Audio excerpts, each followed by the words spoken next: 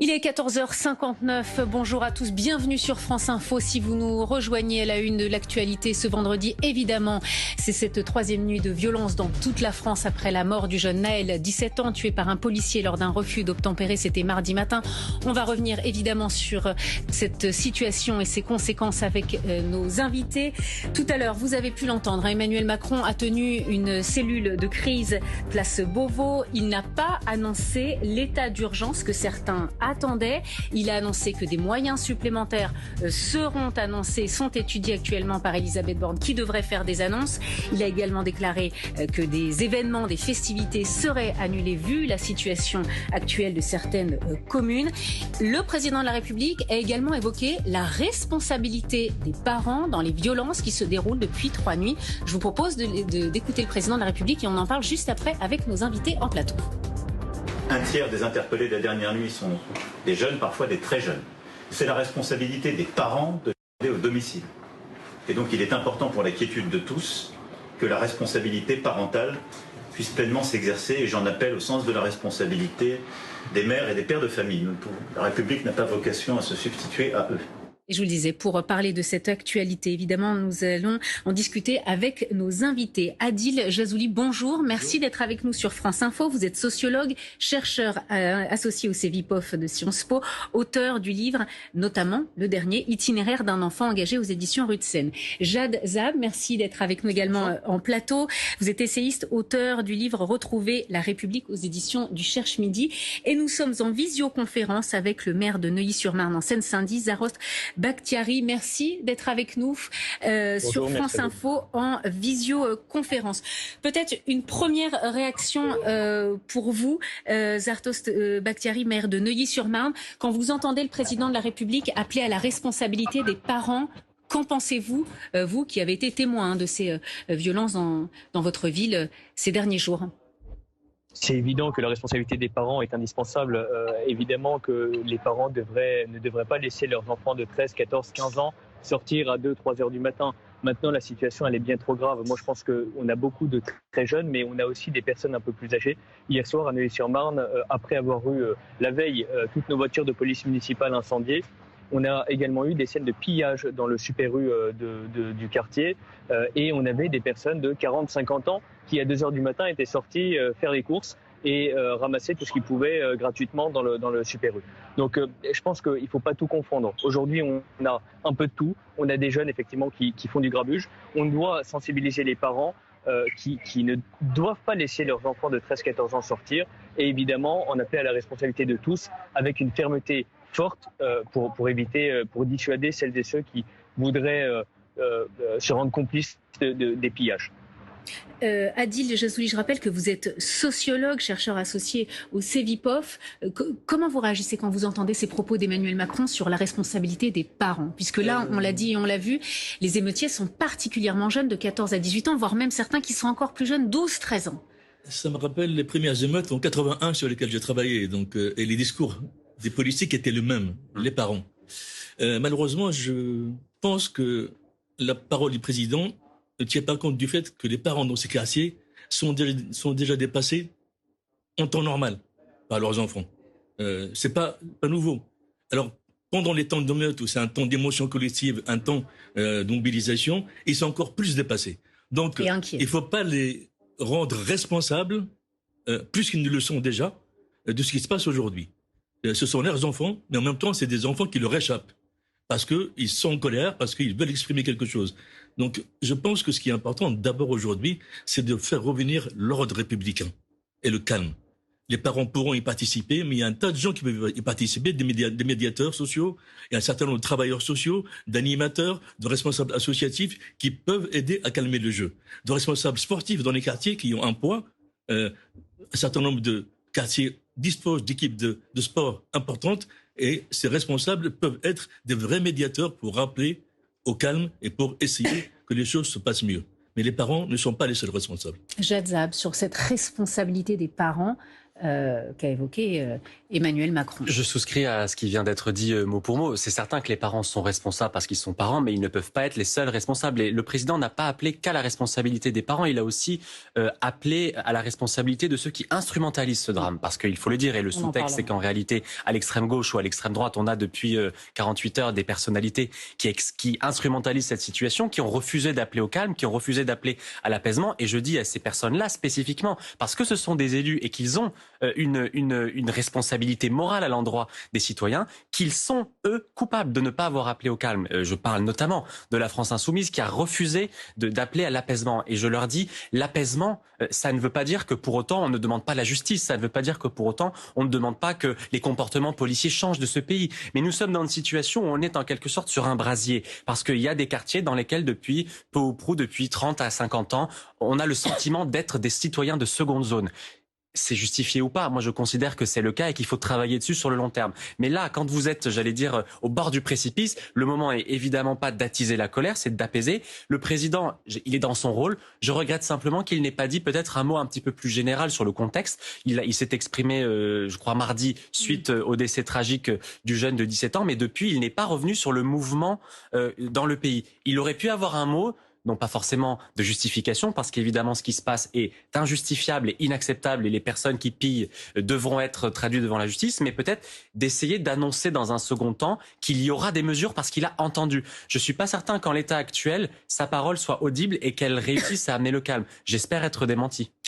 Là, vous parliez d'un point de vue politique, le fait que certains partis ont mis de l'huile sur le feu. Est-ce que ça, c'est nouveau ? Mais je crois que c'est Est-ce que la gauche peut se fracturer sur cette thématique-là ? Ce qui est nouveau, et je parle sous le contrôle de mon camarade de plateau aujourd'hui, c'est qu'en 2005, la classe politique avait été unanime pour appeler au calme. Aujourd'hui, vous avez, et c'est un sujet sur lequel je travaille beaucoup ces derniers temps, un débat politique qui est antagonisé. Vous avez un débat politique qui n'a jamais été aussi violent, aussi radical.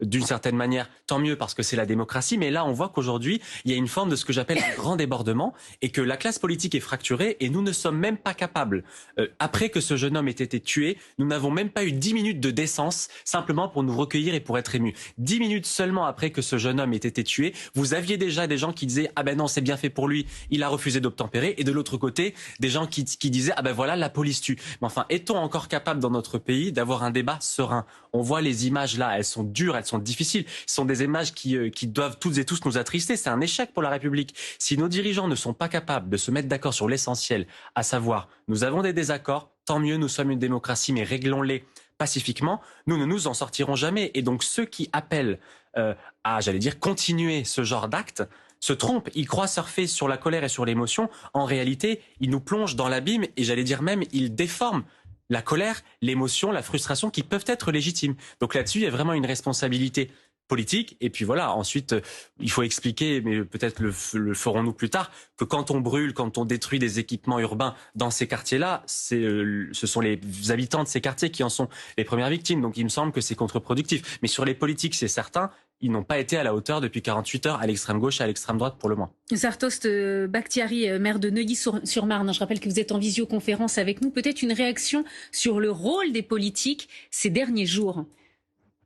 Et on rappelle qu'Emmanuel Macron a condamné ceux qui utilisent ce moment. Ils ont une responsabilité accablante. Je cite le président de la République. Qu'est-ce que vous en pensez ? Bien sûr. Moi, je pense effectivement que tout le monde doit appeler au calme et les politiques qui mettent de l'huile sur le feu ou en tout cas alimentent... en justifiant plus ou moins ces actes, ces attaques sauvages contre la République, sont complices également de ces actes. Donc je pense que ces politiques qui sont d'un certain bord identifiés sont irresponsables. Et clairement, il faut le dire. Maintenant, est-ce que les jeunes regardent les interviews ou les tweets de Jean-Luc Mélenchon pour sortir dans les rues ? J'en doute. Je pense qu'ils sont plutôt sur Twitter, Snapchat et autres. Donc je pense qu'aujourd'hui, nous, ce qu'il nous faut faire tous ensemble, c'est condamner fermement, mais sans excuser ni justifier ce qui se passe. Parce que la colère et la peine ne justifient pas de brûler des écoles, des mairies, des médiathèques, des véhicules de police municipale comme chez moi où la médiathèque a également été brûlée, ainsi que l'école maternelle qui a été caillassée. Ces actes sont injustifiables. On ne doit pas pouvoir les excuser ni les justifier par une quelconque peine. Aujourd'hui, il nous faut de la fermeté, la plus grande fermeté pour condamner ces actes, pour dire qu'on ne les accepte pas en République et que ce sont les symboles les plus essentiels du service public et de la République qui sont aujourd'hui attaqués. On se doit de les condamner unanimement. Voilà, moi, c'est le seul message que je veux faire passer. La polémique, en tout cas le renvoi de balles des uns envers les autres, je pense qu'à ce stade-là, c'est vraiment pas le moment. On est tous confrontés à des situations très, très difficiles. Hier soir, on a mis en place un couvre-feu à Neuilly-sur-Marne de 23h à 6h du matin dans certains quartiers. La vérité, c'est que ce sont les honnêtes gens qui respectent le couvre-feu et ceux qui sont là pour commettre leurs méfaits et faire régner la terreur étaient dans les rues en train de faire n'importe quoi. Donc maintenant, condamnons-les unanimement, soyons fermes avec eux et le temps de l'analyse sociologique et politique viendra derrière. Alors justement, Adil Jazouli, vous êtes sociologue, donc je vais quand même vous poser la question. Est-ce que les politiques ont été à la hauteur? Là, on le disait, il n'y a pas eu de front commun, d'unité nationale. Il y a eu très vite, ça s'est très vite crispé politiquement. Est-ce que ça, c'est nouveau aussi? Non, c'est pas vraiment nouveau, mais c'est un peu plus extrémisé, si je peux m'exprimer ainsi. Parce que nous avons quand même, grosso modo, dans le circuit politique, deux grands pôles à l'extrême droite et à l'extrême gauche, qui, pour des raisons différentes, ont intérêt à utiliser ces événements pour un peu leur clientèle politique réelle ou supposée. Mais je voudrais quand même revenir sur quelque chose qui me paraît important. C'est lorsqu'il y a eu les événements de 81, premières émeutes, un certain nombre de personnes, de groupes ont agi pour que, en 1983, il y ait eu la grande marche pour l'égalité et contre le racisme, dont nous fêtons aujourd'hui le 40e anniversaire. Ça a permis de pacifier le champ politique et social. Et là-dedans, il y avait des soutiens de quasiment tous les partis politiques, des syndicats, des églises. Il faut le dire, c'est important. Et ça a permis de montrer que ces jeunes des quartiers qu'on accusait d'être des brûleurs de voitures 2 ans auparavant ont pu rassembler 100 000 personnes à Paris le 3 décembre 1983 autour des valeurs de la République. Aujourd'hui, je pense qu'il y a, sur le champ politique, il y a quelques ruines, pour être clair, qu'il faudra reconstruire. Et sur le champ du gouvernement lui-même, il y a un problème. C'est que ces quartiers font l'objet depuis maintenant 40 ans d'une politique de la ville qui a privilégié la rénovation urbaine et le bâti sur le social, le culturel et la solidarité. Aujourd'hui même s'est tenu à Matignon un comité interministériel des villes qui normalement aurait dû annoncer un certain nombre de choses importantes pour ces quartiers. C'est pas le cas. Donc on est largement en deçà, très largement en deçà de ce qu'il est nécessaire de faire pour rénover socialement, culturellement ces quartiers. Il y a une situation aujourd'hui dans ces quartiers qui est catastrophique. Les centres sociaux, les équipements sociaux, la police est en sous-effectif dans ces quartiers. Donc il faut remettre de l'humain dans ces quartiers après avoir mis quelques milliards sur l'urbain. Je voudrais qu'on poursuive quand même cette discussion sur les propos d'Emmanuel Macron lors de cette prise de parole à l'issue de cette cellule de crise qui s'est tenue en début d'après-midi place Beauvau. Le président de la République a mis en cause les réseaux sociaux, leur rôle majeur, et il a mis en cause donc ces plateformes et leur responsabilité. Je vous propose de l'écouter et évidemment je vous poserai la question et votre avis juste après. Nous prendrons dans les prochaines heures, et nous avons commencé à l'organiser, plusieurs dispositions. D'abord, en lien avec ces plateformes, d'organiser le retrait des contenus les plus sensibles. Et donc, les services de l'État s'organiseront en lien avec ces plateformes pour pouvoir obtenir une réponse effective. Et j'attends de ces plateformes l'esprit de responsabilité. Et des demandes seront aussi faites partout où c'est utile, et à chaque fois que c'est utile, pour avoir l'identité de celles et ceux qui utilisent ces réseaux sociaux pour appeler au désordre ou pour exacerber la violence. Jadzab, qu'est-ce que ça change les réseaux sociaux aujourd'hui dans l'organisation de ces émeutes et de la manière de les contrer, quoi? Tout simplement, déjà, on voit tout. Monsieur parlait de 1980. Moi, ma référence, c'est vrai que c'est plutôt 2005. Ziad Ebouna qui avait trouvé la mort. 2005, on n'avait quasiment pas d'image, ou en tout cas pas d'image en temps réel, partout comme ça sur les réseaux sociaux. Là, si vous vous connectez sur les réseaux sociaux, Twitter, Facebook, TikTok, toute la nuit, vous avez des images de partout en France, et ça donne l'impression aussi que le pays est à feu et à sang. Alors, premièrement, déjà, il faut redire les choses. Ça n'est pas le cas. C'est encore localisé, même si ça peut faire peur parce que ça commence à durer et que les images sont violentes. Et puis surtout, on l'a beaucoup vu, notamment au moment des Gilets jaunes, le basculement et le rôle des réseaux sociaux dans l'organisation de ces rassemblements qui ne sont pour le coup pas déclarés en préfecture comme ça peut traditionnellement être le cas quand ce sont des syndicats par exemple qui déclarent les manifestations. Et donc ça permet à la fois l'instantanéité, mais ça permet aussi et surtout de faire circuler beaucoup de fausses informations, beaucoup de désinformations. Et je crois que l'enjeu dans lequel on est aujourd'hui, de manière plus globale sur les violences qu'il y a depuis 3 jours, mais même sur la séquence politique qu'on traverse, c'est que l'impact des réseaux sociaux et l'impact de la désinformation sur le temps démocratique est réel. Et donc là-dessus, évidemment, on pourrait être la Chine et dire on interdit tout. Par la force des choses, ça n'est pas possible parce que nous sommes un État de droit. Et ce qui se joue donc en réalité, c'est bien la tension entre le fait que nous avons toutes et tous des libertés publiques, des libertés individuelles et qu'il faut les préserver, mais qu'il faut aussi veiller à lutter strictement contre les dérives. Et le président parlait là de la question des plateformes et de la question du rôle des plateformes pour retirer des contenus sensibles. Rappelez-vous quand le professeur Samuel Paty avait été lamentablement et lâchement assassiné, dans la loi qui avait suivi, on avait adopté un article qui permettait de faire condamner toutes les personnes qui, par exemple, diffusaient des informations concernant des fonctionnaires sur leur lieu de résidence, des photos, etc. Et bien là, je crois qu'il y a un ambulancier qui avait justement dévoilé le nom, la photo. Et bien, il a été condamné tout de suite. Bon, le droit peut. En l'occurrence, là, mais les réseaux sociaux vont très vite. Exactement. On voit que et puis ça permet du coup cette organisation bien extrêmement au même moment, dans différents endroits, même on le disait tout à l'heure, dans une même ville à différentes localisations. Est-ce que l'État peut aller plus vite que les réseaux sociaux et que la diffusion d'informations et que le lancement d'appels à manifester ou à se réunir à un moment donné Mais c'est toute la difficulté, c'est que l'État pourrait, s'il le souhaitait et s'il avait les moyens de le faire. Mais ce qui est compliqué, c'est qu'en effet, c'est une sphère sur laquelle nous avons toutes et tous aussi des libertés. Et donc, ce que j'essaie d'expliquer depuis un certain le rôle des plateformes, retirer un contenu d'une plateforme, ça se fait pas en 3 secondes et demie. Il y a des dispositifs un petit peu comme le référé en urgence quand on le fait devant le Conseil d'État. C'est un peu le même modèle d'intervention, mais ça reste encore une sphère tout à fait nouvelle pour l'État, une sphère d'intervention dans laquelle l'État n'a pas encore tous les codes et dans laquelle on n'a pas encore très certainement l'ensemble des moyens d'action. Mais là, on le voit, on parlait des publics, ce sont des jeunes, ils s'informent sur les réseaux sociaux, ils se parlent sur les réseaux sociaux, et donc forcément, c'est un effet de j'allais dire, de groupe qui fait qu'ils peuvent se coordonner et avoir des actions coordonnées. La difficulté, elle est là, et je pense qu'il ne faut pas attendre tout de l'État, typiquement en matière numérique, parce que c'est une sphère tout à fait nouvelle, et hélas, on le voit dans les événements de ces derniers jours. Zartost Bakhtiari, je rappelle que vous êtes avec nous en visioconférence, vous êtes maire de Neuilly-sur-Marne. Sur cette question là de la responsabilité des réseaux sociaux, des plateformes, qu'est-ce que vous en pensez, vous ? Je pense qu'elle est réelle et elle est très importante. En fait, au-delà de l'information, il y a plusieurs choses. Avant-hier soir, quand notre police municipale a vu tous ces véhicules brûlés, il y a une vidéo qui a circulé sur Snapchat dans laquelle on entendait « on a brûlé la Mumu », donc à comprendre la police municipale. Donc là, typiquement, c'est pas de l'information, c'est de la provocation et c'est un trophée exhibé par des criminels.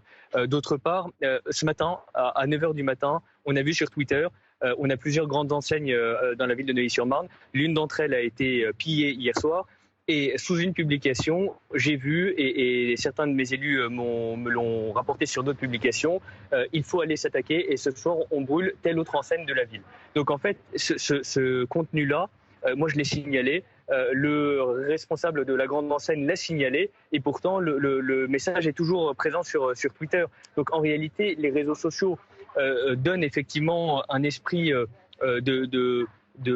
font une sorte de loupe grossissante sur un épiphénomène peut-être, mais ça peut en encourager certains idiots qui suivront bêtement un mouvement de masse qu'ils auraient pu voir sur les réseaux sociaux. En tout cas, ça pourrait leur donner des idées. Donc je pense que leur responsabilité est réelle et je pense que le président de la République a parfaitement raison. Il faut responsabiliser les réseaux sociaux, Twitter, Facebook, Instagram, Snapchat, qui sont des moyens très efficaces, malheureusement, pour la diffusion de ce genre d'appel au grabuge et à la délinquance dans nos villes.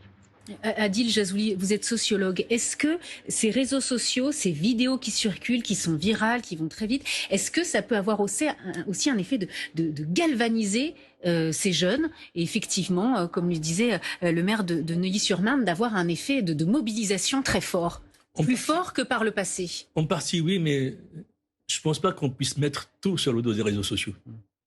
Dans toutes les émeutes qu'on a vécues depuis 40 ans, il n'y avait pas de réseaux sociaux. C'est ça. Donc, et ça a marché. En 2005, à côté de ce qu'on vit aujourd'hui, c'est rien. On a eu quand même 3 semaines d'émeutes, un couvre-feu, pendant 3 mois, 1500 voitures, 15 000 voitures brûlées. Enfin, c'était aimant. Il n'y avait pas de réseaux sociaux qui fonctionnaient. Donc, je ne pense pas qu'il faille prendre le problème à l'envers. Le problème, c'est les événements. C'est comment on intervient pour les arrêter, comment on fait de la médiation pour faire revenir l'ordre républicain. Après, les réseaux sociaux, ils ont à la fois leurs vertus et leurs problèmes. On les connaît tous. Donc on va pas... c'est un peu trop facile. C'est un peu trop facile, dans une situation de crise comme ça, dire « ouais, c'est à cause des réseaux sociaux que les gamins, ils n'ont pas besoin de ça pour s'exciter. » Il y a 40 ans, ils n'ont pas besoin de ça pour s'exciter. Il y a d'autres moyens de communication qui marchent aussi bien. Le fait est que, malgré tout, ça amplifie un peu, c'est vrai.